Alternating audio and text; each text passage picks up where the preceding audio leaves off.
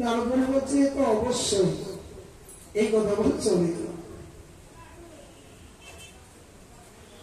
কত অভিমান করে চলে গেল। গিয়ে দেখে নারায়ণ শয়ন করে আছে, লক্ষ্মী দেবী তার চরণ সেবা করছে। গিয়ে প্রণাম জানালো, যখন দণ্ডবত প্রণাম জানালো, ভগবান বলছে তাপসী কেমন আছো, কুশলে আছো তো? কয় হ্যাঁ প্রভু খুব কুশলে আছে। আপনি কুশলে আছেন? কয় হ্যাঁ কুশলেই আছে। বেশ ভালো কথা। তখন নারদমুনি বললেন প্রভু আমার একটা খুব দুঃখ হচ্ছে। কি দুঃখ? আপনার এই বৈকুণ্ঠ ধাম দর্শনে তো খুবই অপূর্ব, বাবা একদম মনোরম। এই বৈকুণ্ঠ ধাম কোনোদিন দর্শন করে নি আমি। দর্শন করে আমার প্রাণটা আনন্দে ভরপুর হয়ে গেল, এত সুন্দর। হ্যাঁ, কিন্তু একটা দুঃখ কি আমার, একজন ভক্তও দেখছি না, এইটাই আমার দুঃখ। তখন নারদমুনি নিজে নিজে বললেন কে বা আসবে আপনার বৈকুণ্ঠে? ওই একমাত্র হতভাগা নারদ ছাড়া। আমি হইলাম আপনার শ্রেষ্ঠ ভক্ত। তখন ভগবান বললেন নারদ না না না, তুমি আমার শ্রেষ্ঠ ভক্ত নও, তোমার থেকে আমার শ্রেষ্ঠ ভক্ত আছে মত্ত ধামে। নারদ বললেন মত্ত ধামে ভক্ত আছে? কই আমি তো স্বর্গ মত্ত পাতাল বিচরণ করে ঘুরে বেড়াই, কই আমি তো ভক্ত দর্শন করতে পাই না। কই কেন নারদ আসার সময় করে ভক্তের সাথে দর্শন হয়নি তোমার?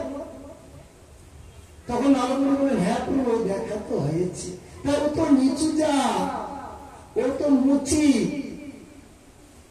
এই তো নারদ তুমি ভক্ত চিনিতে পারো না। বৈষ্ণবকে দেখিয়া যদি কেউ জাতি বুদ্ধি করে, দুরাচারী পাপিষ্ঠ জীব সে নরকেতে ডুবিয়া মরে। মুচি হয়া শুচি হয় যদি কৃষ্ণ ভজে, শুচি হয়া মুচি হয় যদি কৃষ্ণ ত্যাজে। তুমি আমাকে হীন জ্ঞান করছো, উনি আমার শ্রেষ্ঠ ভক্ত। নারদ মুনি অবাক হয়ে গেলেন। আবার তো যখন ফিরে যাবে তোমার তো আরো দেখা হবে। হ্যাঁ তা তো হবে। ওই যদি জিজ্ঞাসা করে ভগবান কেমন আছে কি করতেছে তখন কি বলবে? যা দর্শন করলাম তাই বলবো। না না না তুমি একটা কথা বলবে। কি কথা বলবো? যদি জিজ্ঞাসা করে ভগবান কেমন আছে কি করতেছে, যে ভগবান উনি কুশলে আছে কিন্তু ভগবান একটি কাজ করতেছে। কিন্তু এই যে কথাটা সবাইরই কর্তব্য। ঠাকুরের কাছে তো সবাই আমরা যাই, বাড়িতে যাই না? ঠাকুরকে জিজ্ঞাসা করতে হয় যে ঠাকুর কেমন আছো? হ্যাঁ, তুমি কি ভালো আছো, সুখী আছো তো? জিজ্ঞাসা করতে হয়। কিন্তু আমরা ঠাকুরকে তো কেউ জিজ্ঞাসা করি না। আমার নিজেরটা নিয়ে ব্যস্ত। আমরা কেমন করে সুখে থাকবো, শান্তিতে থাকবো, আমরা এইটা নিয়ে ব্যস্ত থাকি, তাই না? ঠাকুর কেমন আছে নাই এটা চিন্তা করি না, ঠাকুরকে জিজ্ঞাসা করতে হয়। তাই ভগবান বললেন তুমি বলবে ঠাকুর ভালো আছে, একটা কাজ করতেছে। কি কাজ? যে একটা সুইয়ের ফুটা দিয়ে একটা এদিকে হাতিকে ঢুকাচ্ছে, এইদিকে বের করতেছে। হাতিটাকে এইদিকে ঢুকাচ্ছে, এইদিকে বের করতেছে। এই কথা বলল। তাই নাকি? কয় হ্যাঁ। ঠিক ফিরে আসার সময় আগে ওই ভাগবত পাঠক মশাইয়ের সাথে দেখা হইল। তখন উনি জিজ্ঞাসা করল ভগবান কেমন আছে, ভগবান কি করতেছে? তখন বলল ভগবান কুশলেই আছে, কিন্তু ভগবান একটা কাজ করতেছে। কি কাজ? একটা সুইয়ের ফুটা দিয়ে একটা হাতিকে এদিকে ঢুকাচ্ছে, এইদিকে বের করতেছে, এই কাজ করতেছে। তখন বলল কি, ওই পাঠক মশাই বলল এটা আপনি মিথ্যা কথা বললেন, এই কথা আমি বিশ্বাস করি না, এই কথা আমি বিশ্বাস করি না। কেন বিশ্বাস করি না? এটা কি সম্ভব? একটা সুইয়ের ফুটা কতটুকু না, ছোট্ট, হাতি একটা কত বড়, তো সুইয়ের ফুটাটা দিয়ে হাতিটা ঢুকবে? তা পটল মশাই বলে এটা আমি বিশ্বাস করি না, এটা মিথ্যা কথা বলছে। আর নারদ মনে বলছে আমি নিজ নয়নে দেখে আসলাম। তাহলে কোনটা সত্য? কয় না, তবু আমি বিশ্বাস করি না। উনি কিছুতেই বিশ্বাস করেন না। তর্ক করতে করতে ওই বৈষ্ণব ঠাকুরের কাছে গেল। উনি জিজ্ঞাসা করেন কি ব্যাপার, এত তর্ক চলছে? কয় এই ঘটনা। তখন উনি বলল কি, ওই বৈষ্ণব ঠাকুর বলল হ্যাঁ এই কথা আমি বিশ্বাস করি। কেন বিশ্বাস করি? ভাগবত বলছে যে এই নাম সেই কৃষ্ণ। হ্যাঁ, ভজনিষ্ঠা করি নামের সহিত আছে দয়াল আপনি শ্রী হই। তা নামের মধ্যে যদি ভগবান থাকতে পারে তাহলে ভগবান এই কাজটা কেন করতে পারবে না? এটা আমার বিশ্বাস। তা নামের মধ্যে যে ভগবান আছে এই কথাটা প্রত্যেক দিনে বলতেছি। হ্যাঁ, আমাদের সবাই একটা করে নাম আছে না? তাই নামটার সঙ্গে কিন্তু আমরা যুক্ত আছি। আমরা ওই যে পিছনে বসে আছে লক্ষ্মীপুর, তাই ওনাকে যদি কেউ লক্ষ্মী লক্ষ্মী করে ডাকে, উনি নামের সঙ্গে যুক্ত আছে। উনি সঙ্গে সঙ্গে সারা দিলে আছে আছে আছে এখানে আছে, উনি জানতে পারে আমাকে ডাকতেছে। তাই ভাগবত বলছে ভগবানও ওনার নামের সঙ্গে উনি যুক্ত আছে। ভগবানের নাম ধরে ডাকলে ভগবানও বুঝতে পারে আমাকেই ডাকতেছে। তাই ওই বৈষ্ণব বললেন এই কথা আমি বিশ্বাস করি। তাই ওই পাগল মশাই কোনো বিশ্বাস করেন না। তা বিশ্বাস যখন করে না, তো ওই বটবৃক্ষের তলায় বসে তো ওই ভক্তটি জুতো সেলাই করে, তখন অনেক বটবৃক্ষের ফল মাটিতে পড়ে আছে। তখন বললেন একটা বটবৃক্ষের ফল নিয়ে আসো তো।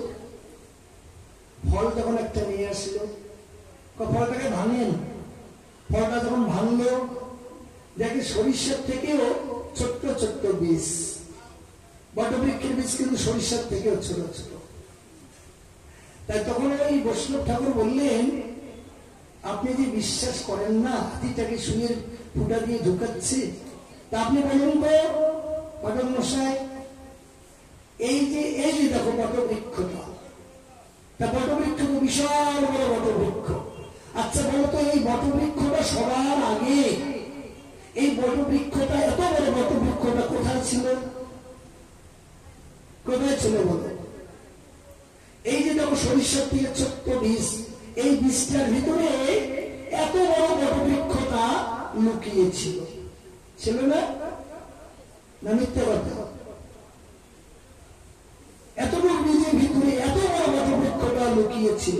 তা ভগবান যদি এত বড় বটবৃক্ষটাকে এতটুকু বীজের ভিতরে লুকিয়ে রাখতে পারে, তাই হাতিটাকে কেন সুইয়ের ফুটাতে ঢুকাইতে পারবে না? অসম্ভবের কি আছে? এটা একদম ধর্ম সত্য কথা। যার জন্য ভগবানের নাম ঈশ্বর। উনি সম্ভবকে অসম্ভব করতে পারে, অসম্ভবকে সম্ভব করতে পারে। তখন পাঠক মশাই আর কিছুই বলতে পারলেন না, যে কথা তো সত্য। হ্যাঁ, এই জন্য বীজ মন্ত্রের ভিতরে ভগবান আছে। গুরুদেবের কাছ থেকে চরণাশ্রয় করে বীজ মন্ত্র নেবেন।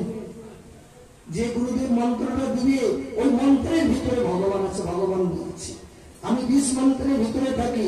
বীজ মন্ত্র থাকে গুরুদেবের কাছে। গুরুদেবের চরণাশ্রয় করে এই মন্ত্র নিয়ে তোমার দেহ জমিতে রোপণ করবে। তোমার হৃদয়ের মাঝে একটি কৃষ্ণ প্রেম ভক্তিলতা বৃক্ষ সৃষ্টি হবে। সাধু সঙ্গের মাধ্যমে, শ্রবণ কীর্তনের মাধ্যমে এই প্রেম ভক্তিলতা বৃক্ষটি দিনাদিন বড় হতে থাকবে।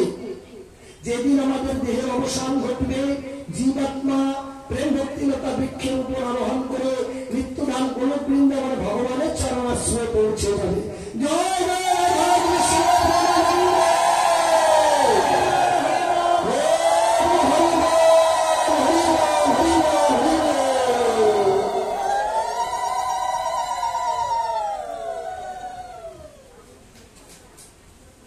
এই জন্য ভগবান সাক্ষাৎ। হ্যাঁ, ভগবান একদম সাক্ষাৎ আছে। যার জন্য হরিকথা শুনতে হবে, শুনে শুনে উপলব্ধি করতে হবে। অনুভূতি দৃষ্টির মাধ্যমে ভগবানকে দর্শন করতে হবে। দিব্য দৃষ্টির মাধ্যমে ভগবানকে দর্শন করতে হবে, উপলব্ধি করতে হবে। ভগবান আছে, আর দেহের মধ্যে তো উনি সাক্ষাতে আছে, শুনলে উপলব্ধি হবে আছে না না।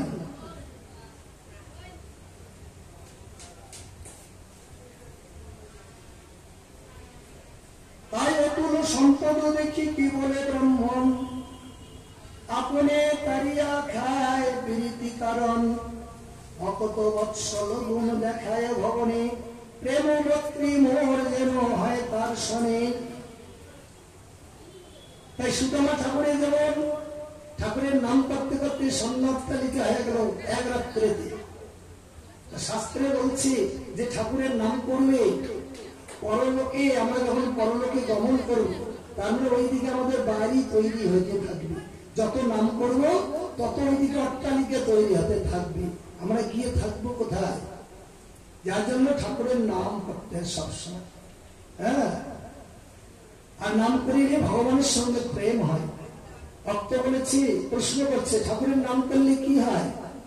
কেউ বলছে ভগবানের নাম করলে জীবের হয় পাপক্ষয়, আর পণ্ডিতগণ বলছে না না, ভগবানের নাম করলে জীবের মুক্তি হয়। আর ঠাকুর হরিদাস বলছে কৃষ্ণ নামের এই দুইত নহে ফল, কৃষ্ণ নাম করিতে করিতে জীবের ফলে কৃষ্ণ প্রেম ফল। কৃষ্ণ প্রেম ফল। যত ঠাকুরের নাম করব তত ঠাকুরের সঙ্গে মধুর প্রেম হবে, গভীর হবে। তখন আমরা যখন ঠাকুর ছাড়া থাকতে পারবো না, ঠাকুরও ভক্ত ছাড়া থাকতে পারবে না। যে ভক্তটা আমাকে এতই ভালোবাসে, হ্যাঁ, যার জন্য সব সময় তার নাম করতে হবে, তাহলে উনি সব সময়ের জন্য সঙ্গেই থাকবে।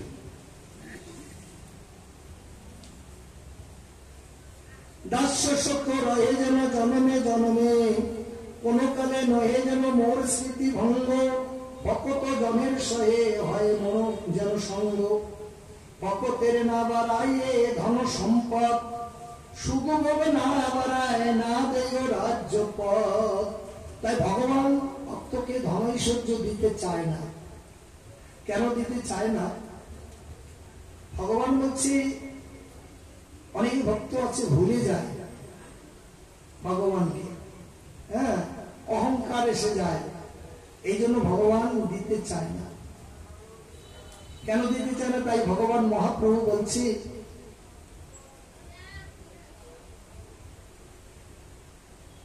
আমার কাছে ধন সম্পদ না চেয়ে যদি প্রেম ভক্তি কামনা করি, এই প্রেম সম্পদ আমি আমার ভক্তকে দান করি। আর প্রেমটাই হলো মূল সম্পদ মানব জীবনে। যদি ভগবানকে ভালোবাসতে পারি, এইটাই মূল সম্পদ।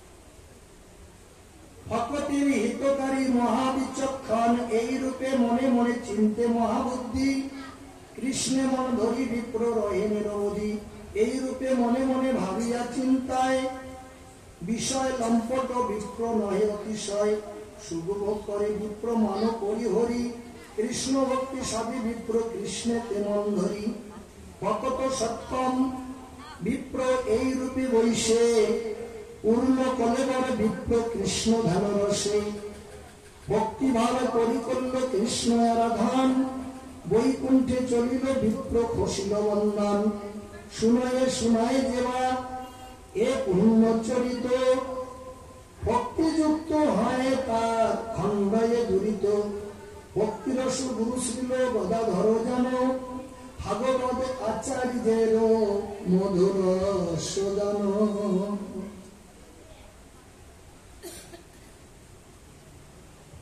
এই জন্য ভগবান ভক্তির বশ হয়ে থাকেন। যার জন্য ভাগবত শ্রবণ করতে হয়।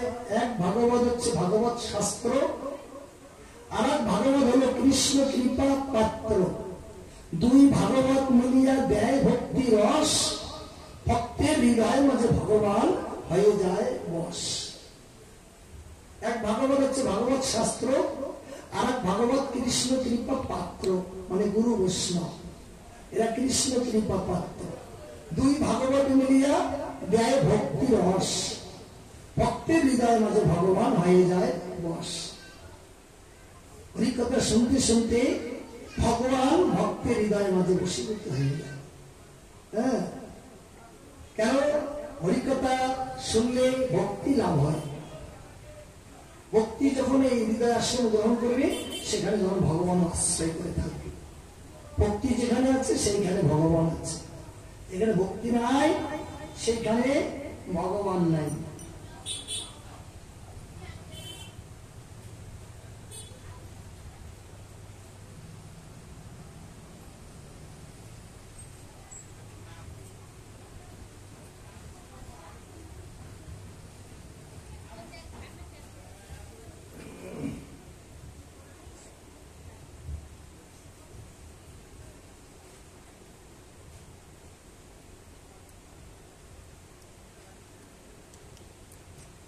শ্রীকৃষ্ণ গুণ শ্রবণে নর নারীগণের হর্ষ।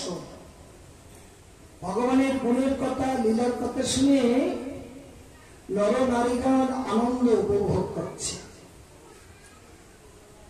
এত বচন শুনে দ্রৌপদ নন্দিনী, কুন্তি আদি আরো যত রাজার রমণী, গোপীগণে আরো যত কুলবতী নারী,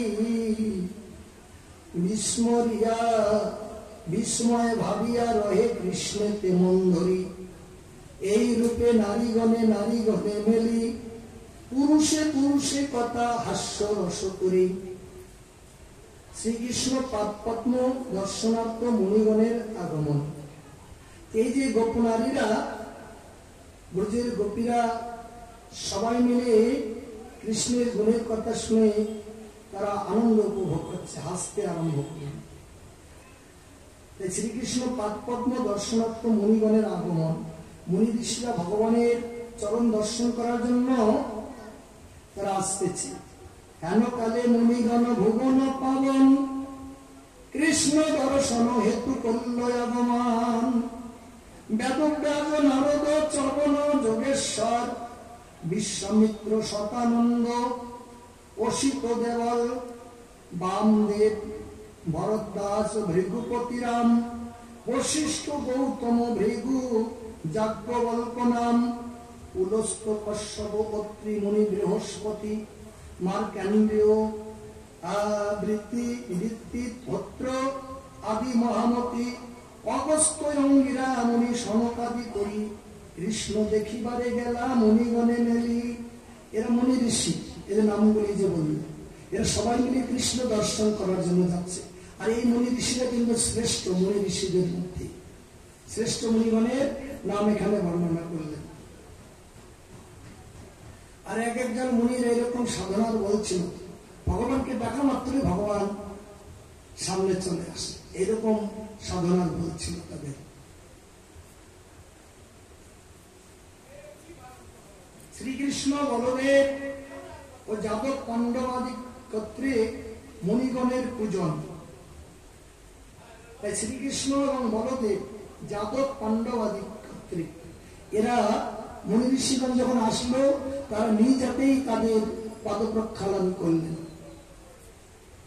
চরণে পুষ্পাঞ্জলি দিলেন, ধূপদীপ দান করলেন, আরতি করলেন, প্রণাম করলেন। দেখেন ভগবান কত সম্মান করত। এই জন্য এই জগতে, বর্তমান জগতে কলিযুগে তো মুনি ঋষি নাই। এখন কলিযুগের মুনি ঋষি সাধুগুরু বৈষ্ণবেরা। সাধুগুরু বৈষ্ণবদেরকে দর্শন করা মাত্রই প্রণাম করতে হয়। হ্যাঁ, ভগবানকে দর্শন করা মাত্র প্রণাম করতে হয়, এটাই নিয়ম।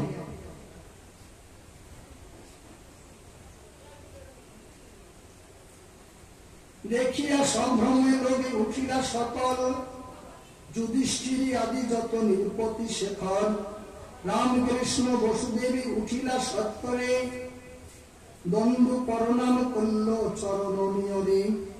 পাদ্যর্ঘ দিয়ায় দিল সুগন্ধি চন্দন, ধূপি দিবি দিয়া করল প্রদীপ বন্দন। আসনে বসায়া হরি পূজিল বিধানে, কহিতে লাগিলা কিছু বিনয় বচনে।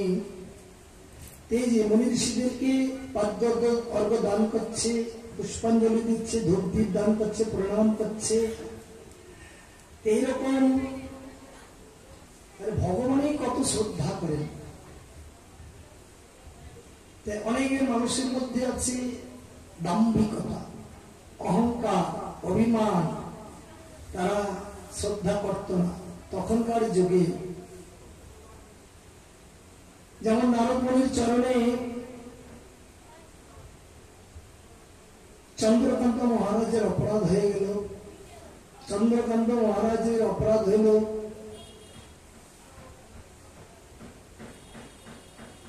তবে মুনির চরণে যখন অপরাধ হইল তাকে অভিশাপ দিয়েছিল। তার মানে এই যে ভগবানের যে চরণামৃত, এই যে আমার ঠাকুরের চরণামৃত সেবা করি না, এই চরণামৃতকে খুব শ্রদ্ধার সঙ্গে ভক্তি সহকারে সেবা করতে হয়। আর যদি কেউ অবজ্ঞা করে না নেয় চরণামৃত, তার ক্ষতি হয়। এই চরণামৃতের এত গুণ আছে, ভগবানের চরণামৃতের, সাধুগুরু বৈষ্ণবের চরণামৃতের এত গুণ। অকাল মৃত্যুকে হরণ করে নেয়, সর্ববেদির থেকে সে মুক্ত হতে পারে, নানা বিপদ থেকে সে মুক্ত হতে পারে। চরণামৃতের এত গুণ। আর চরণামৃত সেবা করার সময় খালি কিঞ্চিত মাত্র নিলেই হয়, বেশি নিতে হয় না। এক ফোঁটা যেন মাটিতে না পড়ে। এক ফোঁটা সেবা করলে 1 কোটি পাপ ক্ষয় হয়। 1 কোটি, এক ফোঁটা সেবা করলে। আর এক ফোঁটা যদি মাটিতে পড়ে তার 8 কোটি পাপ হয়। যার জন্য চরণামৃত নেওয়ার সময় খুব সাবধান, খুব ধীরে নিতে হবে, ভক্তি সহকারে, কিঞ্চিত মাত্র, হ্যাঁ, যেন মাটিতে না পড়ে, সাবধান হয়ে চরণামৃত গ্রহণ করতে হয়। যেমন চন্দ্রকান্ত মহারাজ, উনি অবজ্ঞা করেছিলেন বৈষ্ণবের চরণামৃতকে, অশ্রদ্ধা করেছিলেন, ঘৃণা করেছিলেন। ঘৃণা যখন করেছিলেন উনি অভিশাপ দিয়েছে যে আমাকে ঘৃণা করলে যাও, তুমি এবার কি হবে, তুমি সর্পকুলে জন্মগ্রহণ করে সর্পাকৃতি হয়ে যাবে। তবে চন্দ্রকান্ত মহারাজ উনি অভিশাপে কি হলে সর্পাকৃত হয়ে গেলেন। উনি হলেন কালীয় নাগ। এই যে কালীয় নাগের লীলার কথা ভাগবতে বলা হচ্ছে, এই কালীয় নাগ তাহলে রাজা হয়ে অভিশাপ প্রাপ্ত হয়ে উনি কালীয় নাগ হলেন। কি অভিশাপ, কেন অভিশাপ দিলেন? চরণামৃতকে ঘৃণা করেছিলেন।